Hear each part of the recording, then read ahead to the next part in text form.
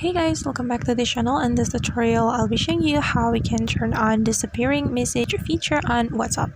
So let's get started. First of all, open your WhatsApp application on your phone, and after you have your WhatsApp opened, you can click on this three dots button right here on the top right corner of your screen. Then you're going to select settings. Then on the settings, you can choose privacy settings. Then since we want to turn on the disappearing messages, we can click on this disappearing messages option. Click on it, and you can pick the time or the duration when you want your chat disappear. For instance, if you choose 24 hours, it means that your chat will disappear after 24 hours. And I'm just gonna select 24 hours. Okay, and we can go back to the previous section. Alright guys, and now the disappearing messages feature on WhatsApp has been activated, and that's how we can activate or turn on the disappearing messages feature on WhatsApp.